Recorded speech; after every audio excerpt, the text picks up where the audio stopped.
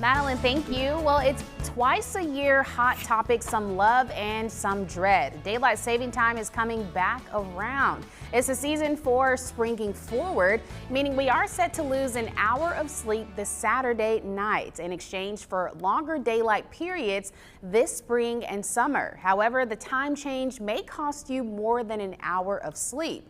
According to the American Heart Association, the start of daylight saving time is linked to an increase in reports of heart attacks and strokes. Researchers say it's not clear exactly why this happens, but it could have something to do with the body's internal clock being disrupted. Now, joining me is Dr. Bradley Biddle. Thank you so much for joining us. Thank you. Now, your focus is pulmonary and sleep medicine. So tell us how daylight saving time affects both of those areas. Well, predominantly daylight savings time has effects on your circadian rhythm, and that can result in increased cortisol levels when that's disrupted. That seems to be one of the factors that may contribute to greater than 20% increased risk in heart attack, greater than 6% increased risk in stroke, and a higher risk in automobile accidents. Now, why is springing forward so tough on people? It's working against the natural flow of the body's circadian rhythm, and it causes increased stress hormone levels and increased inflammatory markers to rise in the body.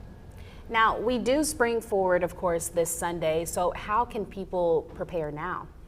Well, the main thing is to try to keep a constant sleep schedule if you can.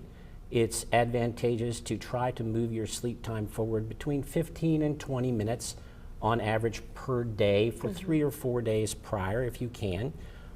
It's important to get early morning sunlight. That helps in train the body's circadian rhythm. It's important for people to try to avoid things that will disrupt their nocturnal sleep, like using iPads or other tablets, computers, and cell phones close to bedtime, because those devices put out a wavelength of light that suppresses the production of melatonin, which helps you sleep.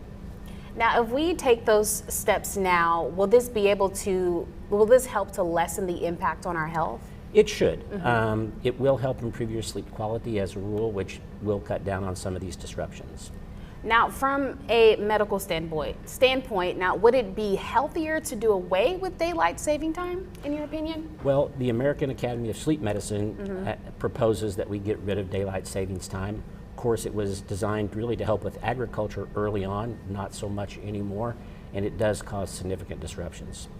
Now, what would you say, I mean, as far as preparing and everything, can people honestly prepare now with it coming on Saturday night? They have time, and if they do 15 to 20 minutes of sleep advance per day over the course of the next several days, that should average out so that they do well when the time change comes. What are some other tips or some pointers that you would suggest for people to? Just again, maintaining as good sleep schedule as you can, trying to make sure you get between 7 to 9 hours of sleep per night if you can. Sometimes advancing meals helps with that too, and it helps that also not only in you, but your children and also even pets. Awesome. Well, thank you so much for taking the time to talk with us. And we're going to check in now at the First Alert Weather Center with Madeline Park.